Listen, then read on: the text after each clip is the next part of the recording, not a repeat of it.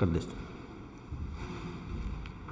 नमस्कार साथियों, IMA के ऑनलाइन प्लेटफॉर्म पर मैं मुकेश चौधरी आपका स्वागत करता हूं। स्वागत है आज की मैथमेटिक्स की क्लास में।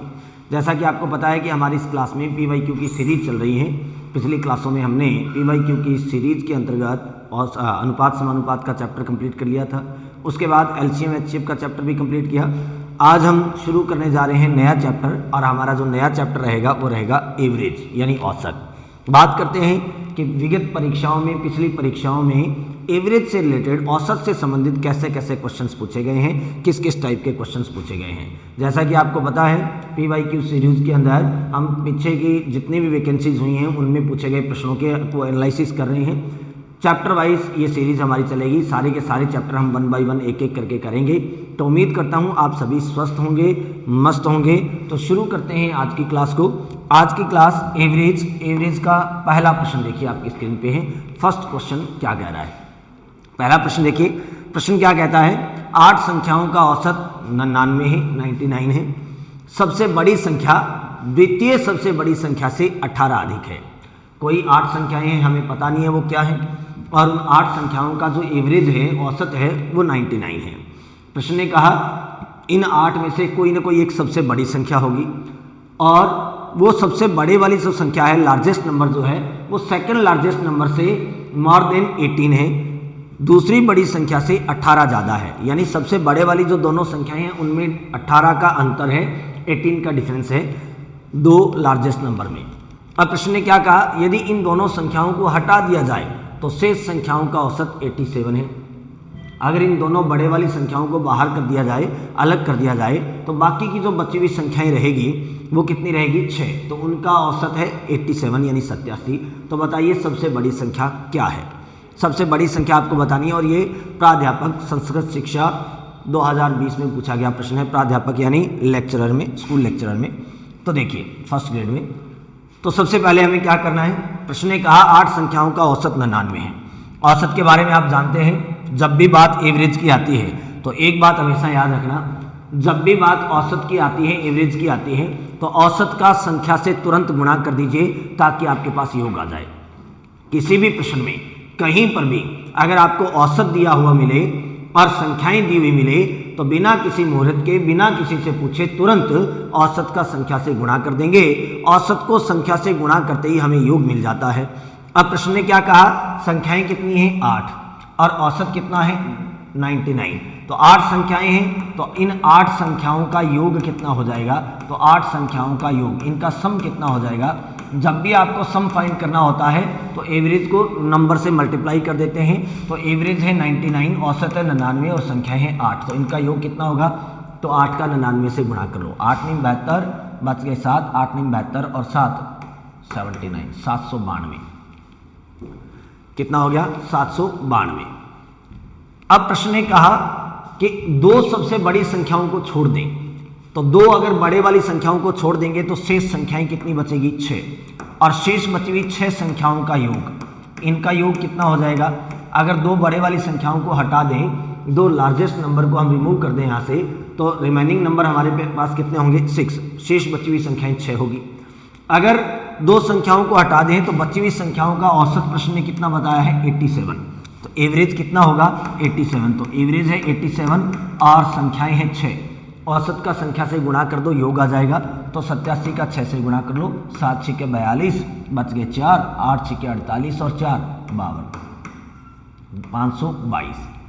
अब देखिए ये जो योग आया है, ये योग कितनी संख्याओं का है, 8 का। और ये जो योग आया है, ये योग कितनी संख्याओं का है, 6 का। 8 संख्याओं का योग भी आपके पास है, 6 संख्याओं का योग भी आपके पास है। अगर हम 8 संख्याओं के योग में से 6 संख्याओं का योग घटा दें तो पीछे कितनी संख्याओं का योग बचेगा, 2 संख्याओं का योग बचेगा। और वो 2 कौन सी, जिन 2 संख्याओं को हमने हटाया है। ऐसे 2 नंबर जिनको हम रिमूव कर चुके हैं, उन दोनों का सम आ जाएगा हमारे पास। तो ये लो 2 बड़ी संख्याओं का योग, 2 बड़े वाली संख्या जो हमने हटा दी थी, बड़ी संख्याओं का योग। तो 2 बड़ी संख्याओं का योग कितना बचेगा, तो 8 संख्याओं के योग में से यानी 792 में से 6 संख्याओं का योग यानी 522 को घटा दीजिए। 8 के योग में से अगर 6 का योग घटाओगे तो आपके पास दो संख्याओं का योग बचेगा, और वो दो संख्याएं कौन सी, जिनको आपने हटा दिया था। तो कितना बचेगा 0, 9 में से 2 घटाइए 7, और 7 में से 5 घटाइए 2, तो योग आ गया 270। तो बची हुई जो दो संख्याएं थी जिनको हमने हटा दिया था, उन दो संख्याओं का योग आ गया 270। और प्रश्न ने क्या कहा, सबसे बड़ी संख्या जो है वो दूसरी बड़ी संख्या से 18 ज्यादा है। तो इसका मतलब उन दोनों संख्याओं के बीच में अंतर कितने का है, तो अंतर है 18 का। जब भी बात आती है कम या ज्यादा की, बड़ी या छोटी की, तो इसका मतलब वो अंतर दे रहा है, डिफरेंस दे रहा है। तो उन दोनों संख्याओं के बीच में अंतर कितने का है, 18 का। अब दोनों संख्याओं का योग 270 है, अंतर 18 है। और मैंने बहुत अच्छे से आपको ये बात बताई है, जहां कहीं भी किसी भी प्रश्न में योग आपके पास हो और अंतर भी आपके पास हो, तो आप क्या करोगे, दोनों को जोड़ के 2 का भाग लगा दो, बड़े वाली संख्या आ जाएगी। दोनों को घटा के 2 का भाग लगा दो, छोटे वाली संख्या आ जाएगी। तो अगर आपको चाहिए बड़े वाली संख्या, तो इन दोनों में से बड़ी संख्या कौन सी होगी, बड़ी संख्या चाहिए। तो बड़ी संख्या ज्ञात करने के लिए हम क्या करेंगे, बड़ी संख्या दोनों को जोड़ के 2 का भाग लगा देंगे, किनको, योग और अंतर को। तो योग और अंतर को जोड़ के 2 का भाग लगा दो, 270 प्लस 18 और बटा 2, दोनों का सम करके, डिफरेंस का और सम का सम करके हम 2 से डिवाइड कर देते हैं, हाफ कर देते हैं। तो इनको जोड़ोगे 270 और 18 288 बटा 2, 288 में 2 का भाग दोगे तो 144। तो बड़े वाली संख्या कितनी हो जाएगी, 144। प्रश्न ने क्या पूछा है, दोनों में से बड़ी संख्या बताइए, तो बड़ी संख्या 144 है। अगर आपको प्रश्न वाला कह देता कि बताइए इन दोनों में से छोटी संख्या क्या होगी, तो क्या आप यहाँ छोटी संख्या पता कर सकते हैं, बिल्कुल पता कर सकते हैं। अगर आपको छोटी वाली संख्या चाहिए तो छोटी संख्या क्या होगी, आप दोनों को घटा के 2 का भाग लगा दो। अगर छोटे वाली संख्या चाहिए तो योग और अंतर को घटा के 2 का भाग लगा दीजिए। तो 270 में से आप क्या करोगे, 18 को माइनस करोगे और 2 का भाग लगा दोगे। 270 में से 18 कम कर दीजिए, 252, और 252 को 2 का भाग लगा दीजिए, तो 1, 4 और 6, 126। ये छोटे वाली संख्या है। तो वो दोनों संख्याएं क्या होगी, 144 और 126। बड़े वाली संख्या पूछे तो 144 और छोटे वाली पूछे तो 126। उम्मीद करता हूं अच्छे से सबको समझ में आई होगी बात। सबसे पहले 8 संख्याओं का योग पता करेंगे और 6 संख्याओं का योग पता करेंगे। 8 के योग में से 6 का योग घटाओगे तो 2 संख्याओं का योग बचेगा। अब 2 संख्याओं का योग जो है वो कौन से वाली है, 2 संख्याएं, वो सबसे बड़ी और उससे छोटे वाली। ये 2 संख्याएं हैं जिनको हमने बाहर किया था।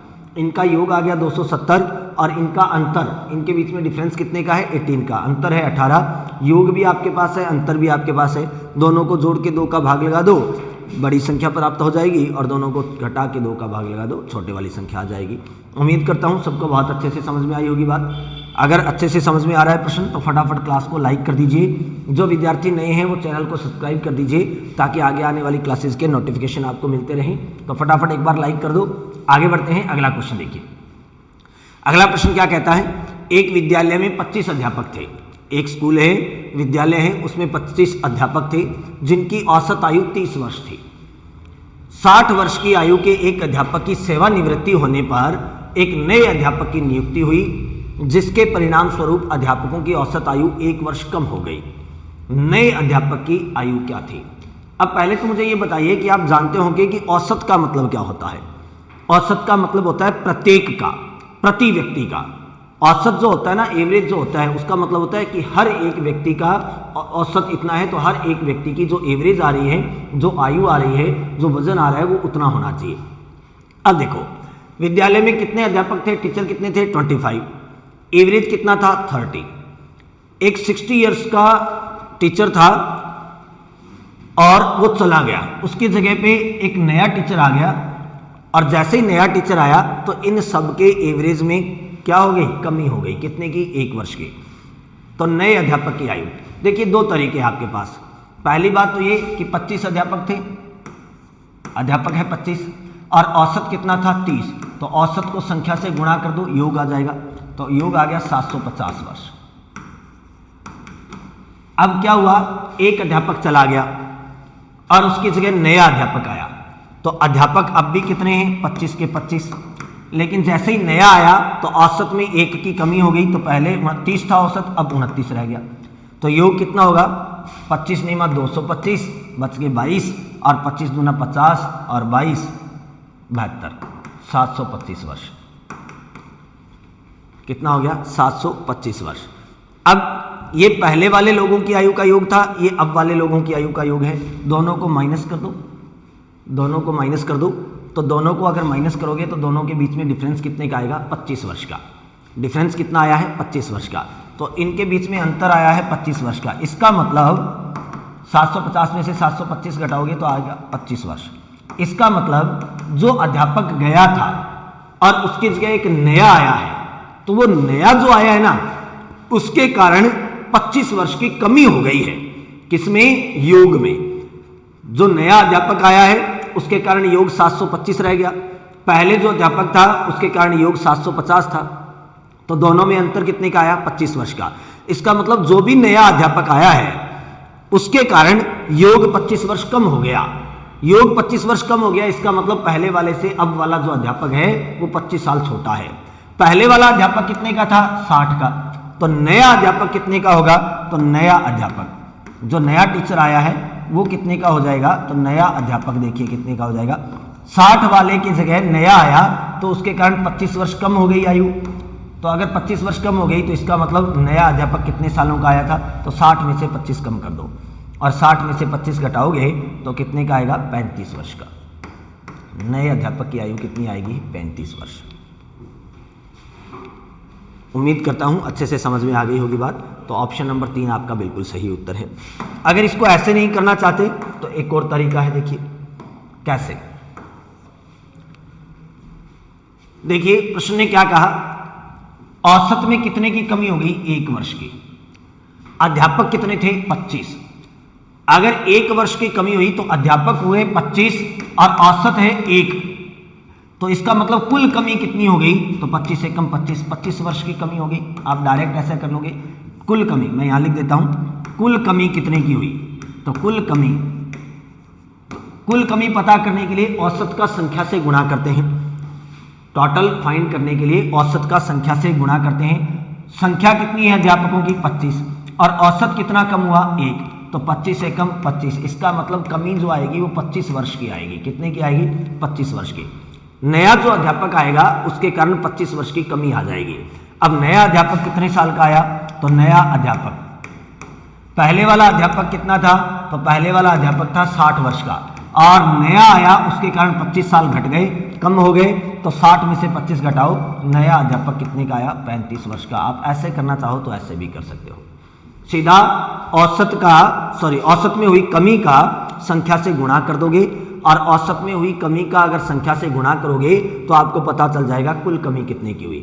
कुल कमी हुई है 25 वर्ष की, और गया था कितने का, 60 वर्ष वाला। तो 60 वर्ष वाला व्यक्ति चला गया और इसकी जगह जो नया आया उसके कारण 25 साल घट गए हैं, कम हो गए हैं। तो 60 की जगह नया कितने का आया, फिर 35 का। तो 60 में से 25 कम करोगे, इसका मतलब नए अध्यापक की जो आयु है वो 35 वर्ष है।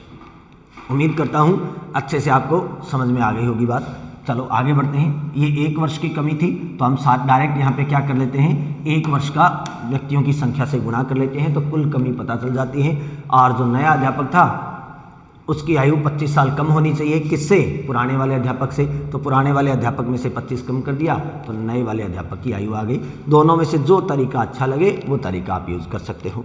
उम्मीद करता हूँ अच्छे से सबको समझ में आई होगी बात। नेक्स्ट अगला क्वेश्चन, फटाफट एक बार सभी विद्यार्थी क्लास को लाइक कर दीजिए। जिन लोगों ने चैनल सब्सक्राइब नहीं किया है, नए विद्यार्थी हैं, वो चैनल को भी सब्सक्राइब कर दो। नेक्स्ट अगला क्वेश्चन देखिए। अगला क्वेश्चन क्या कहता है आपको, निम्नलिखित में से कौन सा 21 और 55 के बीच की सभी अभाज्य संख्याओं का औसत है। 21 और 55 के बीच की सारी अभाज्य संख्याओं का औसत। 21 से लेकर 55 के बीच में प्राइम नंबर कौन कौन से आते हैं, ये EPFO एग्जाम 2021 में पूछा गया है। अगर 21 से 55 के बीच की सभी अभाज्य संख्याएं देखें तो अभाज्य संख्याओं का औसत याद करना है।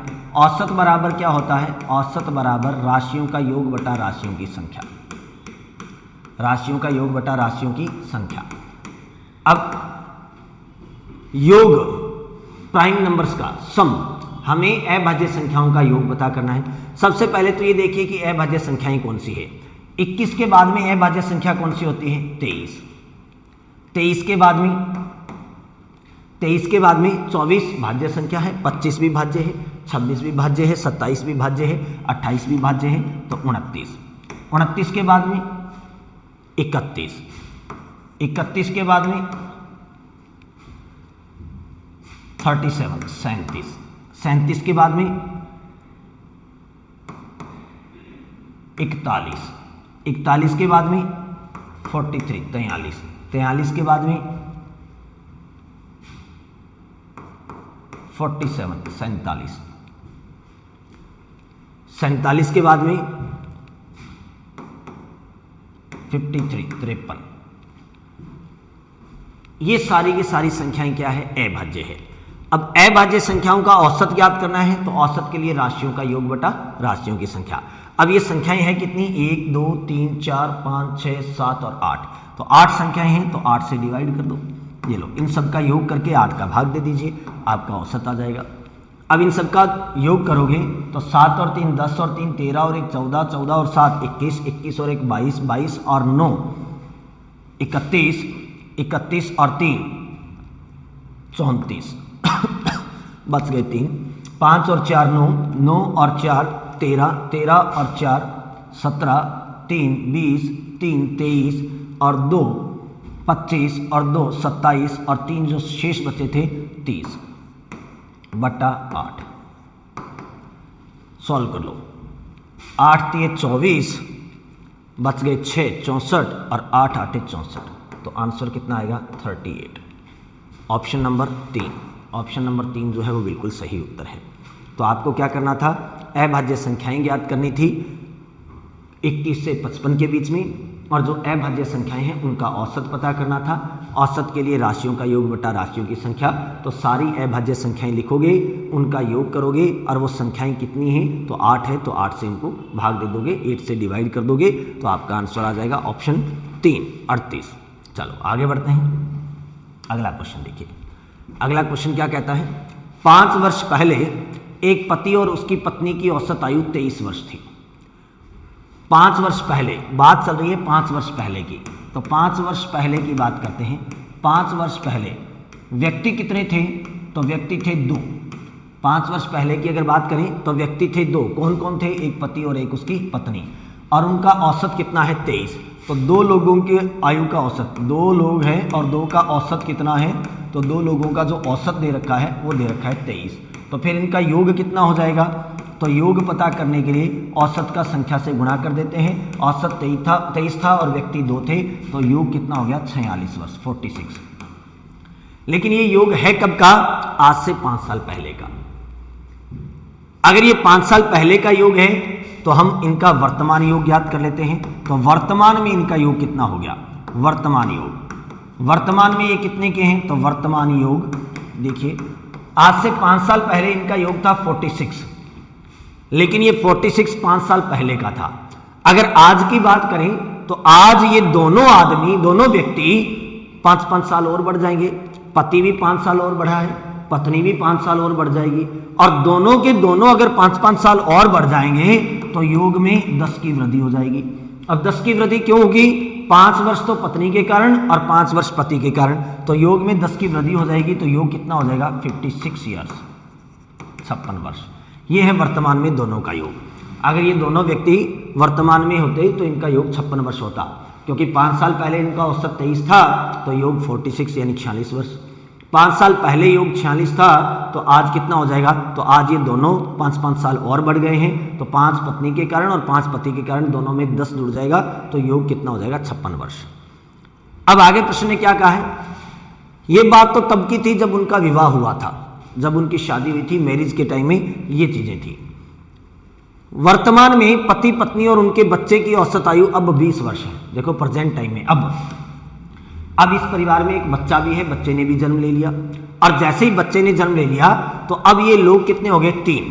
अब प्रेजेंट टाइम में ये व्यक्ति कितने हो गए हैं? 3 हो गए हैं। तो इन 3 लोगों का औसत, 3 व्यक्तियों का औसत, पति पत्नी और बच्चा, 3 लोग हो गए हैं, 3 व्यक्तियों का औसत तो तीनों का औसत कितना बताया है प्रश्न ने।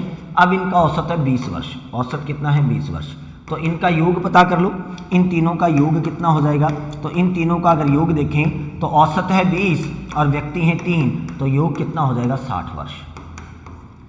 योग कितना हो जाएगा 60 वर्ष। तो प्रश्न कह रहा है बच्चे की आयु अब कितनी है। जरा गौर से देखिए, ये जो योग आया है ये कितने लोगों का है, 2 लोगों का। और ये जो योग आया है ये कितने लोगों का है, 3 लोगों का। 3 लोगों का योग भी आपके पास है, 2 लोगों का योग भी आपके पास है। ये भी वर्तमान समय का है, ये भी वर्तमान समय का है। ये भी अब का है 2 लोगों का योग, और ये अब का है 3 लोगों का योग। वर्तमान समय का, प्रेजेंट टाइम का 2 लोगों का समय है और यहाँ 3 का समय है। तो आप 3 लोगों के योग में से 2 लोगों का योग घटा दो, बच्चे की आयु अपने आप पता चल जाएगी। तो बच्चा कितने सालों का था, तो देखिए 3 लोगों का योग है 60 और इसमें से 2 लोगों का योग है 56। तो 3 के योग में से 2 का योग घटाओगे तो बच्चे की आयु कितने वर्ष होगी, 4 वर्ष। तो बच्चा कितने वर्ष का आएगा, 4 वर्ष का। तो ऑप्शन नंबर 4, ऑप्शन नंबर 4 जो है वो बिल्कुल सही है। प्रश्न ने कहा है कि बताइए बच्चे की आयु क्या है, तो बच्चे की आयु कितनी है, 4 वर्ष है। उम्मीद करता हूँ अच्छे से सबको समझ में आ गई होगी बात। कर लोगे इस टाइप के क्वेश्चंस को। चलो आगे बढ़ते हैं। नेक्स्ट, फटाफट अच्छे से अगर समझ में आ रहा है तो एक बार क्लास को लाइक कर दीजिए।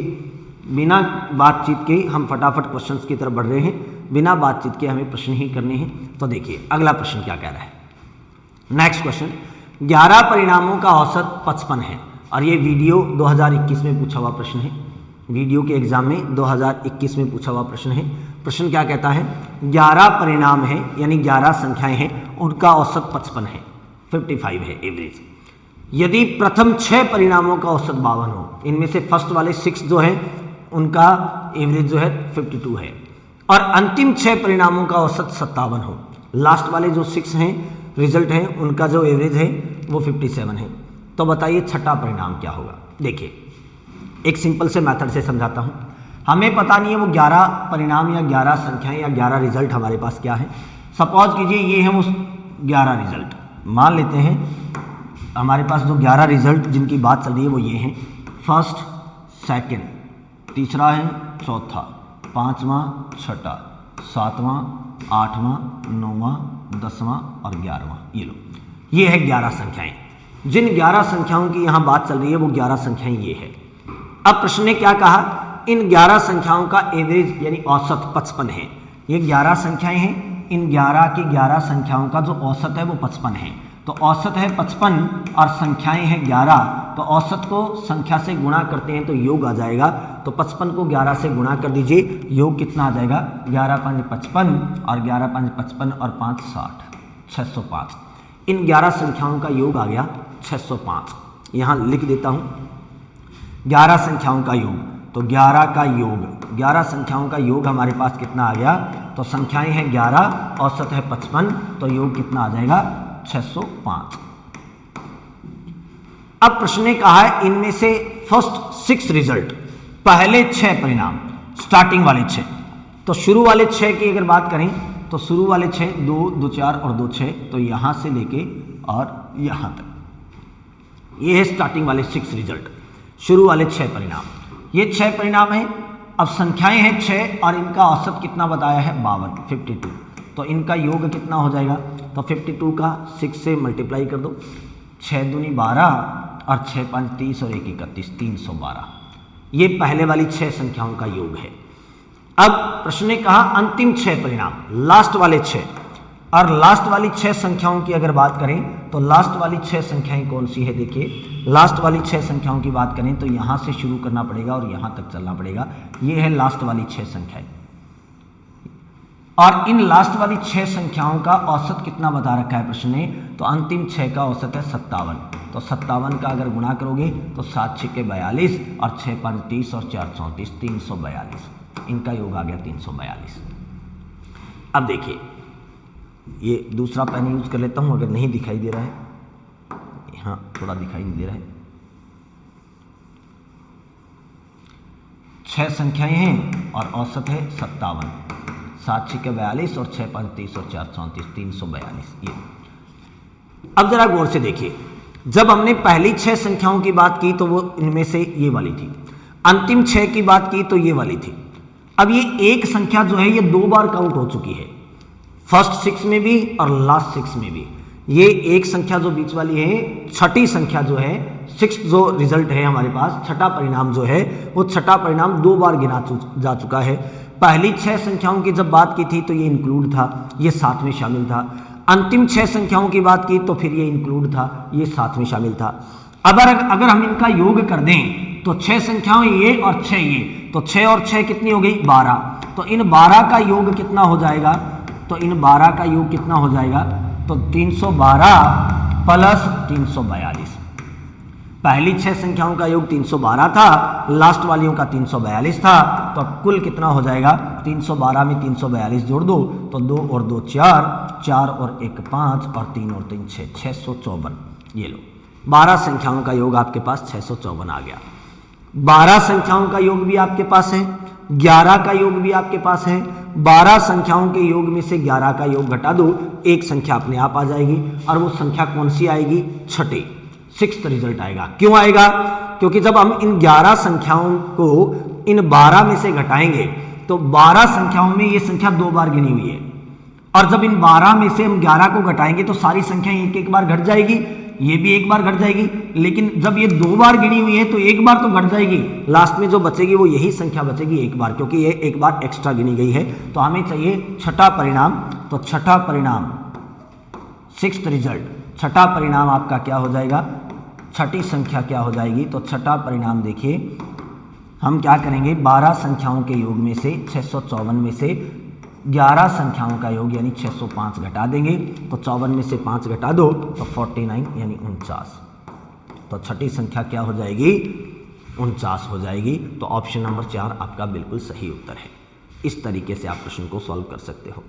उम्मीद करता हूँ अच्छे से सबको समझ में आई होगी बात। एक बार फटाफट सभी क्लास को लाइक कर दीजिए अच्छे से, अगर क्लास समझ में आ रही है, अच्छे से क्वेश्चन समझ में आ रहे हैं, तो जिन विद्यार्थियों ने क्लास को लाइक नहीं किया वो लाइक कर दीजिए, चैनल को सब्सक्राइब कर दीजिए। नेक्स्ट अगला प्रश्न देखिए, एक कक्षा में 100 छात्रों का औसत वजन 46 किलोग्राम है, 46 kg। कैंडिडेट कितने हैं, टोटल नंबर ऑफ कैंडिडेट है 100 और एवरेज कितना है 46। लड़कों और लड़कियों के औसत क्रमशः 50 किलोग्राम और 40 किलोग्राम है, तो लड़कों और लड़कियों की संख्या के बीच में कितना अंतर है। देखिए यहाँ कुल का औसत दे रखा है, लड़कों का अलग औसत दे रखा है, लड़कियों का अलग औसत दे रखा है, यानी एक ही इकाई हमें 3 बार दी गई है। औसत पहले सबका एक साथ औसत दे दिया टोटल, फिर गर्ल्स का अलग दे दिया, बॉयज का अलग दे दिया। अगर ऐसा कभी भी प्रश्न आ जाए जहां एक ही क्वेश्चन में एक ही रिजल्ट को 3 बार रिपीट किया जाए, जिसमें से एक बार तो सबका इकट्ठा और 2 बार सेपरेटली अलग अलग, तो उस कंडीशन में आप एलिगेशन का मेथड अप्लाई कर सकते हो, मिश्रण का रूल अप्लाई कर सकते हो। कैसे, प्रश्न ने कहा लड़के और लड़कियां, एक तरफ है लड़के और एक तरफ है लड़कियां, एक तरफ लड़के और एक तरफ लड़कियां। हम मिश्रण का रूल लगा सकते हैं यहाँ, और मिश्रण का रूल क्या कहता है, देखिए मिश्रण का नियम क्या कहता है। मिश्रण का नियम ये कहता है कि आप इनका अनुपात निकाल लो और अनुपात के आधार पर प्रश्न को सॉल्व कर दो। अनुपात कैसे निकालोगे, लड़कों का औसत कितना बताया है, तो लड़कों का औसत है 50, तो ये एवरेज है 50।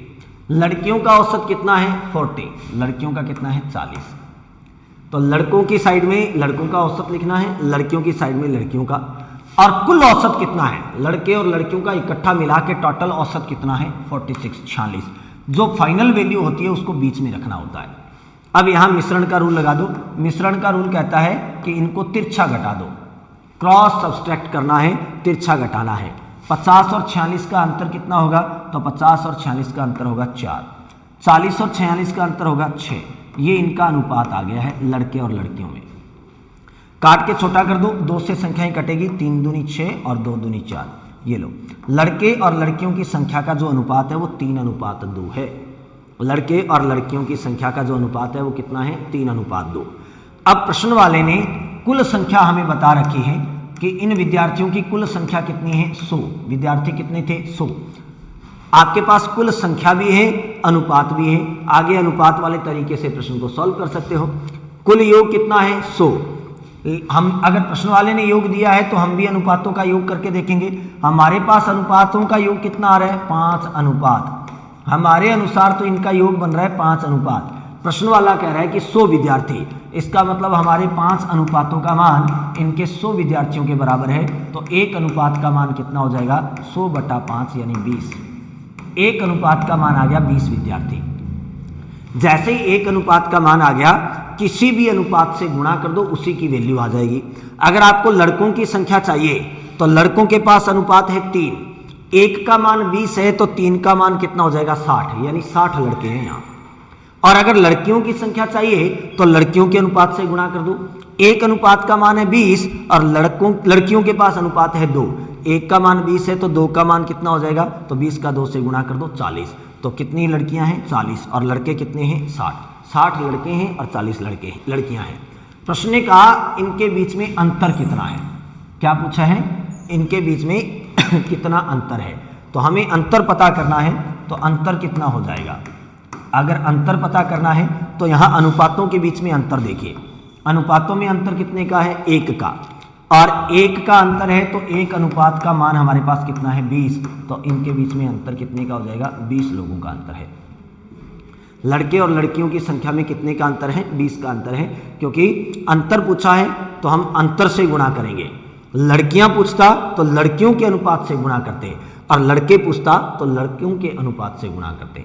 अब अगर लड़कियों की संख्या पूछे तो लड़कियों के पास अनुपात 2 है, 1 का मान 20 है तो 2 का मान 40। लड़कों की संख्या पूछे, लड़कों के पास अनुपात 3 है, 1 का मान 20 है तो 3 का मान 60। 60 और 40 में अंतर कितने का होता है 20।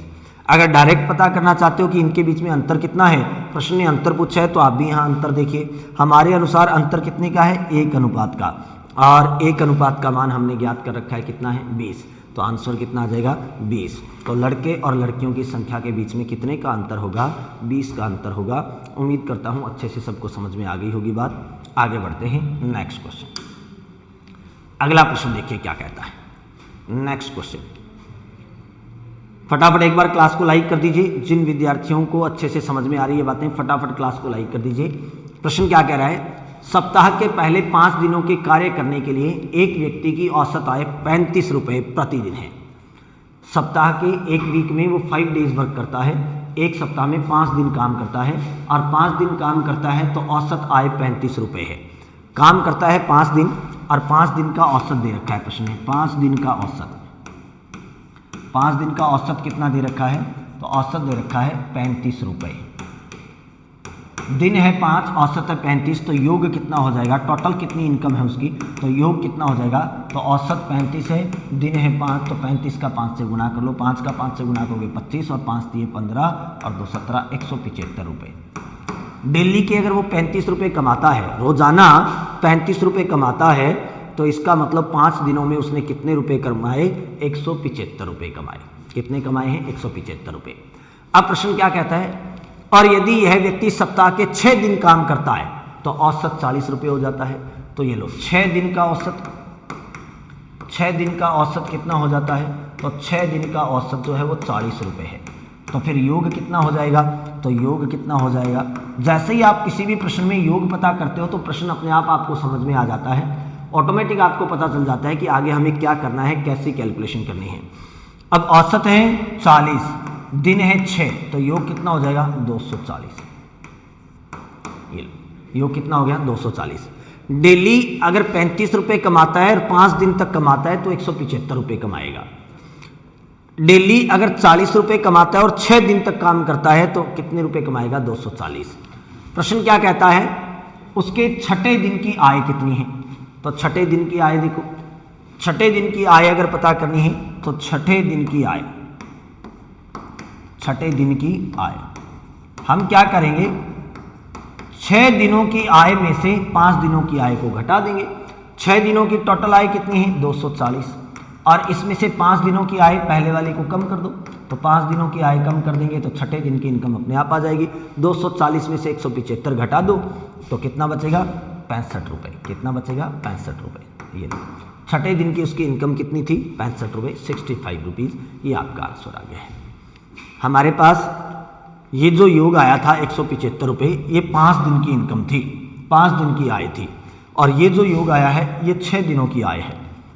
तो 6 दिनों की आय में से 5 दिनों की आय को माइनस कर दो छठे दिन की आय पता चल जाएगी। तो छठे दिन की आय कितनी हो गई? 65 रुपये। उसने छठे दिन कितना कमाया है? 65 रुपये। ये सहायक सांख्यिकी अधिकारी 2019 में पूछा गया प्रश्न है। सारे के सारे प्रश्न विगत परीक्षाओं में पूछे गए हैं, पिछले एग्जाम्स में पूछे गए हैं। नेक्स्ट अगला क्वेश्चन देखिए, अगला क्वेश्चन क्या कहता है? नेक्स्ट क्वेश्चन, 100 विद्यार्थियों के अंकों का माध्य 40 पाया गया। 100 कैंडिडेट थे और इनका जब एवरेज, माध्य का मतलब यहाँ औसत ही होता है, ध्यान रखना। माध्य का मतलब क्या होता है? औसत। ये औसत ही है, माध्य का मतलब औसत होता है, क्योंकि औसत मध्यमान भी होता है। जब संख्याएं क्रमागत होती है, लगातार होती है, तो उस कंडीशन में ध्यान रखना औसत हमेशा बीच वाली संख्याएं होती है। और अगर संख्याएं क्रमागत न हो, लगातार ना हो, समान अंतराल से न चल रही हो, तो उस कंडीशन में औसत होता है वो राशियों का योग बटा राशियों की संख्या होती है, sum of value upon sum of numbers. ठीक है, तो जब संख्याएं जो है कॉन्जिक्यूटिव नंबर होते हैं, लगातार संख्याएं होती हैं, तो उस कंडीशन में मध्य की संख्या, मिडिल टर्म जो होती है वही एवरेज होती है, मध्यमान ही औसत होता है, इसलिए माध्य भी बोलते हैं इसको। तो माध्य 40 है, यानी औसत 40 है।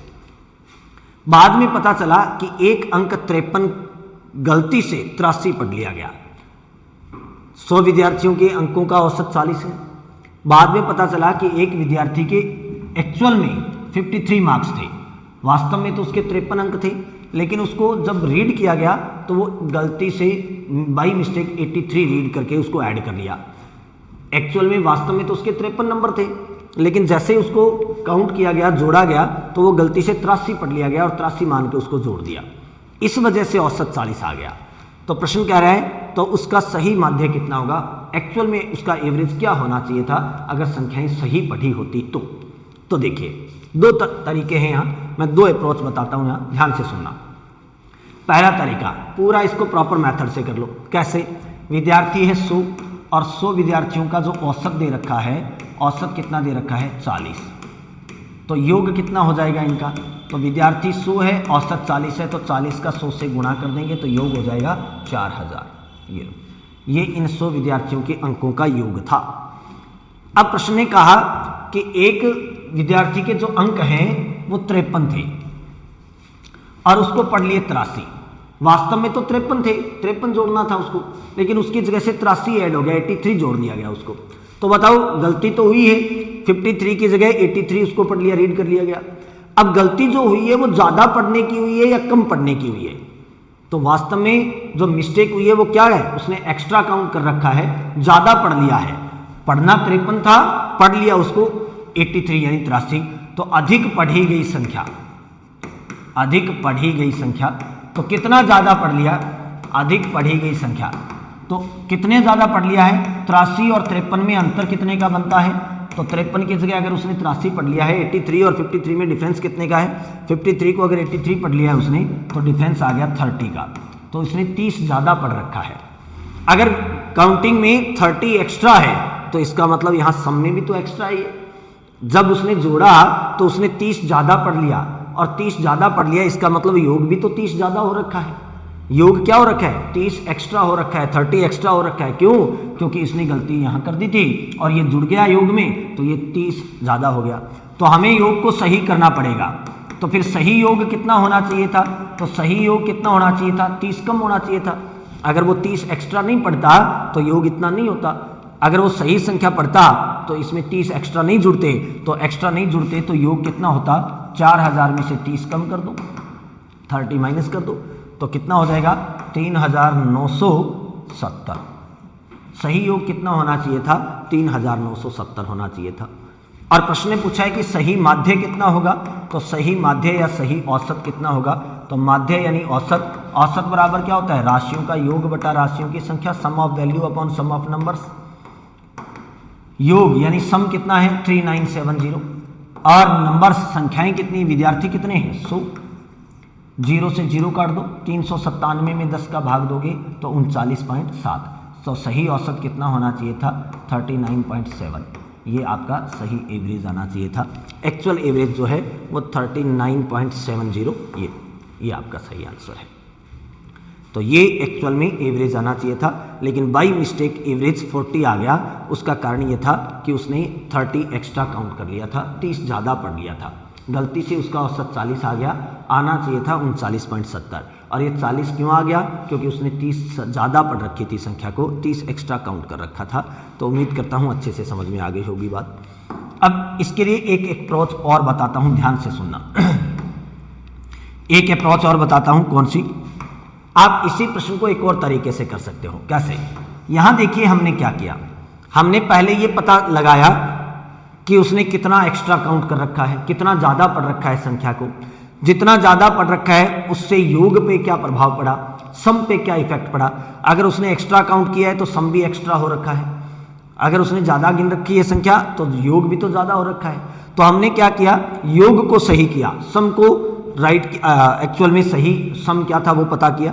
तो जितना एक्स्ट्रा था उसको सम में से माइनस किया। तो जो कार्य हम यहाँ पे योग के साथ कर रहे हैं, अगर वही कार्य हम औसत के साथ कर दें तो हमें डायरेक्ट पता चल जाएगा कि औसत में क्या फर्क पड़ेगा। जैसा कि हमें यहाँ पता चला कि योग 30 ज़्यादा है, योग में 30 का प्रभाव पड़ा हुआ है, 30 का इफेक्ट आया है सम में। तो यही काम अगर हम एवरेज में पता कर लें कि इसके कारण औसत में कितने का फर्क पड़ा, औसत में क्या प्रभाव पड़ेगा, तो हम डायरेक्ट एवरेज की कैलकुलेशन कर सकते हैं। तो देखिए क्या प्रभाव पड़ेगा, तो प्रभाव पता करने के लिए, इफेक्ट पता करने के लिए हम क्या करेंगे, त्रुटि बटा संख्या। त्रुटि बटा संख्या, त्रुटि का मतलब है गलती, मिस्टेक, अपॉन नंबर्स यानी कितनी संख्याएं हैं। त्रुटि बटा संख्या, मिस्टेक। अब मिस्टेक कितने की हुई है, मिस्टेक कितने की हुई है, गलती कितने की हुई है। तो उसने 53 को 83 पढ़ लिया, इसका मतलब मिस्टेक 30 की हो रखी है, गलती 30 की हो रखी है। और संख्याएं कितनी हैं, 100, तो 0 से 0 काट दो। 3 में 100 का भाग 10 का भाग दोगे तो 0.30, ये आपका उत्तर आ गया। तो इसका मतलब एवरेज में जो इफेक्ट पड़ेगा वो 0.30 का पड़ेगा। एवरेज में जो इफेक्ट पड़ेगा वो कितने का पड़ेगा, 0.30 का, 0.30 का। या तो औसत जो है वो इस 40 से 0.30 कम हो जाएगा या औसत ज्यादा हो जाएगा। अब मुझे एक बात बताइए कि जब आपसे कोई भी गलती हो जाती है तो उस गलती का सुधार करने के लिए आप क्या करते हैं? जस्ट अपोजिट वर्क करते हैं, उल्टा कार्य करते हैं। अगर आपने गलती कर रखी है ज्यादा पढ़ने की तो आप उसको सुधारोगे तो क्या करोगे, कम करोगे, वापस माइनस करोगे। अगर आपने गलती की है कम पढ़ने की तो उसको सुधारने के लिए क्या करोगे, ज्यादा जोड़ोगे उसमें। बाई मिस्टेक आपने किसी को पैसे देने हैं, अगर आपने एक नोट कम दे दिया तो आपने गलती कर दी, तो उस एक नोट की कमी को आप सुधारने के लिए क्या करोगे, एक नोट और दोगे उसको। या एक नोट एक्स्ट्रा दे दिया तो वापस क्या करोगे, एक नोट ले लोगे। वही काम यहां करना है। हमें पता चल गया कि एवरेज में जो इफेक्ट पड़ेगा वो 0.30 का पड़ेगा, औसत में जो प्रभाव पड़ेगा वो 0.30 का पड़ेगा। अब ये जो प्रभाव है 0.30 का, ये औसत कम होगा इतना या ज्यादा होगा, तो गलती से बिल्कुल उल्टा करना है। यहां गलती कैसी हुई थी, मिस्टेक कैसी हुई थी, एक्स्ट्रा पढ़ने की। अगर मिस्टेक हुआ है एक्स्ट्रा पढ़ने की तो इस आंसर को एवरेज में से माइनस कर दो, तो सही औसत क्या हो जाएगा, सही औसत। अपोजिट वर्क करना है आपको, उल्टा काम। सही औसत क्या होगा, पहले औसत था 40, अब उसने 0.30 को एक्स्ट्रा पढ़ रखा है तो 0.30 को माइनस कर दो, कम कर दो, वापस सही आ जाएगा। तो 40 में से 0.30 कम करोगे तो 39.70, ये आपका सही उत्तर है। आप ये अप्रोच भी अप्लाई कर सकते हो, ऐसे भी क्वेश्चन कर सकते हो। जो कार्य हम योग के साथ करते हैं वो कार्य डायरेक्ट हम किसके साथ कर सकते हैं, औसत के साथ कर सकते हैं। अगर हमें ये पता चल जाए कि औसत में कितना इफेक्ट पड़ेगा तो हम डायरेक्ट औसत का इफेक्ट फाइंड करते हैं और एवरेज में या तो प्लस कर देते हैं और या माइनस कर देते हैं। डायरेक्ट औसत पे पड़ने वाला प्रभाव ज्ञात करते हैं और जो प्रभाव आता है उसको पुराने वाले औसत में या तो प्लस करोगे या माइनस करोगे। माइनस कब करना है, अगर एक्स्ट्रा गलती की है एक्स्ट्रा पढ़ने की, ज़्यादा पढ़ने की, और यहाँ प्लस कब करना है, जब वो गलती करे कम पढ़ने की, है ना। तो गलती से बिल्कुल उल्टा कार्य करना है, गलती सुधारी जा सकती है। नेक्स्ट अगला कार्य, अगला क्वेश्चन देखिए। नेक्स्ट क्वेश्चन क्या कहता है, ये वन रक्षक 2016 में पूछा गया प्रश्न है। क्या है प्रश्न देखिए, 5 संख्याओं का औसत 7 है, कोई भी अननोन नंबर है 5, उनका एवरेज है 7। नई संख्या सम्मिलित करने पर 8 संख्याओं का औसत 8.5 हो जाता है। देखो इधर पहले संख्याएं कितनी है, 5, पहले संख्याएं कितनी है 5, और फिर उसने कहा नई संख्याएं सम्मिलित करने पर 8 संख्याएं हो जाती है। संख्याएं कितनी हो जाती है, 8। इसका मतलब नई जो ऐड की है, नई सम्मिलित की है वो संख्याएं 3 है। कितनी है, 3, तीनों को ऐड किया उसने। तो औसत हो जाता है 8.5। तो 3 नई संख्याओं का औसत क्या होगा, जो 3 न्यू नंबर ऐड हुए हैं, नई संख्याएं ऐड हुई है, जोड़ी गई हैं, उनका औसत बताना है। तो औसत पता करने के लिए हमें क्या बताना है, औसत। और औसत पता करने का फॉर्मूला क्या होता है, औसत बराबर राशियों का योग बटा राशियों की संख्या। तो सबसे पहले तो हमें 3 नई जो संख्याएं हमने जोड़ी हैं, 3 न्यू नंबर जो ऐड किए हैं, उनका सम फाइंड करना पड़ेगा, योग पता करना पड़ेगा, और फिर संख्याएं 3 हैं तो 3 का भाग देना पड़ेगा, औसत आ जाएगा। तो पता कर लो 3 नई संख्याएं जोड़ रहे हैं, उनका योग कितना होगा। तो पहले संख्याएं 5 थी और बाद में संख्याएं हो गई 8। तो 8 संख्याओं का औसत, 8 का औसत प्रश्न ने दे रखा है 8.5। तो फिर योग कितना हो जाएगा, तो इनका योग कितना हो जाएगा, औसत है 8.5, औसत को संख्या से गुणा कर दो, 8 से गुणा कर दो, 8 5 40 और 8 8 64 और 4 68, 68.0। 0.0 को मत लगाओ भले, 68। 8 संख्याओं का योग 68। और पहले जब 5 संख्याएं थी तो इन 5 का औसत कितना था, तो जब संख्याएं थी 5 तो औसत था 7। तो इनका योग कितना था, तो इनका योग औसत है 7, संख्याएं हैं 5, तो 5 7 35। इसका मतलब जब पहले 5 संख्याएं थी तो योग सिर्फ 35 था। जैसे ही संख्याएं 8 हो गई तो योग 68 हो गया, 68 हो गया। तो अब ये औसत, पहले योग 35 था, अब 68 हो गया। 68 होने का कारण क्या है, क्योंकि हमने 3 नई संख्याएं जोड़ ली हैं। तो 8 का योग भी आपके पास है, 5 का योग भी आपके पास है। 8 के योग में से अगर 5 का योग घटाओगे तो कितनी संख्याओं का योग बचेगा, 3 संख्याओं का। और वो कौन सी, जो नई आपने जोड़ी है, नई ऐड की है। तो 8 के योग में से 5 का योग घटा दो तो 3 नई संख्याओं का, 3 न्यू नंबर्स का सम जो है, योग जो है वो कितना आ जाएगा। तो 8 संख्याओं का योग 68 है और इसमें से 5 संख्याओं का योग 35 है। 68 में से 35 घटा दो, तो 68 में से 35 घटाओगे तो 8 में से 5 घटाइए 3 और 6 में से 3 घटाइए 3। तो नई 3 जो संख्याएं थी उनका योग 33 है। 3 नई संख्याओं को हमने जोड़ा है, उनका योग कितना है, 33। लेकिन हमें क्या चाहिए, इन 3 नई संख्याओं का औसत चाहिए। औसत बराबर क्या होता है, राशियों का योग बटा राशियों की संख्या। 3 नई संख्याओं का योग है 33 और ये संख्याएं हैं 3। 33 में 3 का भाग दोगे तो औसत आ जाएगा 11। तो 3 नई जोड़ी गई संख्याओं का औसत कितना आ जाएगा, 11। ऑप्शन नंबर 3 जो है बिल्कुल सही उत्तर है। उम्मीद करता हूँ अच्छे से सबको समझ में आ रही होगी बात। कर लोगे इस टाइप के क्वेश्चन, हो जाएंगे। चलो आगे बढ़ते हैं। एक बार फटाफट सभी क्लास को लाइक कर दीजिए, फटाफट। जो विद्यार्थी नए हैं वो चैनल को सब्सक्राइब कर दो। चलो आगे बढ़ते हैं। अगला प्रश्न देखिए क्या कहता है। एक अंकों के समुच्चय का माध्य है, यहां x बार लिखा हुआ है, x बार है। एक अंकों के समुच्चय का माध्य x बार है, ठीक है। यहां x बार लिखा हुआ है, दूसरे पेन से लिख देता हूं, ध्यान रखना। समुच्चय का जो माध्य है वो कितना है, x बार, x के ऊपर बार है। माध्य को डिनोट करने का ये सिंबल होता है, बार से डिनोट करते हैं। माध्य जो होता है वो x बार होता है। तो एक अंकों के समुच्चय का माध्य x बार है। यदि x प्रत्येक अंक में, ये x यहाँ पे मिसप्रिंट है, यहाँ पे नहीं, ये प्रिंटिंग में आगे पीछे हो गया। यदि प्रत्येक अंक में 3 से भाग दिया जाए तो नया माध्य क्या होगा। देखिए प्रश्न क्या रहा है, अंकों का एक समुच्चय है यानी ग्रुप है, और उस ग्रुप का जो एवरेज है, औसत है, वो x बार है।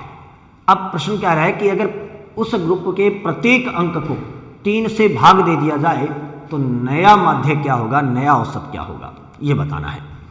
पहले से अंकों का एक समूह है, एक ग्रुप है, उसका औसत है x बार। अगर प्रत्येक संख्या को 3 से भाग दे दिया जाए तो नया औसत क्या होगा। एक बात हमेशा याद रखना, मैं एक यहाँ नोट लिख रहा हूँ, और एक बात हमेशा याद रखना, जब भी ऐसा कोई प्रश्न आए जिसमें आपको औसत पहले से दिया जाए, पहले से आपको एवरेज जो है वो गिवन हो, और प्रत्येक संख्या को या प्रत्येक अंक को किसी से भाग देने को कह दे, कुछ उसमें जोड़ने को कह दे, कुछ घटाने को कह दे, किसी से गुणा करने को कह दे, तो जो कार्य प्रत्येक संख्या के साथ करने को कहा जाए वो सीधा औसत के साथ कर देना है। तो मैं लिख देता हूं, इस प्रकार के प्रश्नों में, इस टाइप का जो भी क्वेश्चन आए, इस प्रकार के प्रश्नों में जब प्रत्येक संख्या में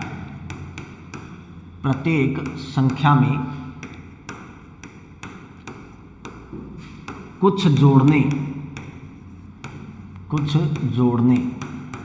ऐड करने के लिए भी कह सकता है, कुछ जोड़ने, घटाने, माइनस करने को भी कह सकता है, यानी सब्ट्रैक्ट करने को, गुणा करने, मल्टीप्लाई के लिए भी कह सकता है, अथवा भाग करने को कहा जाए,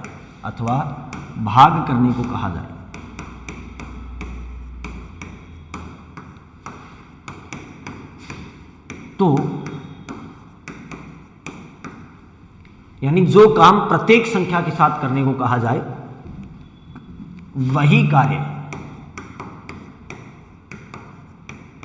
जो कार्य प्रत्येक संख्या के साथ करने को कहा जाए वही कार्य औसत के साथ कर देते हैं,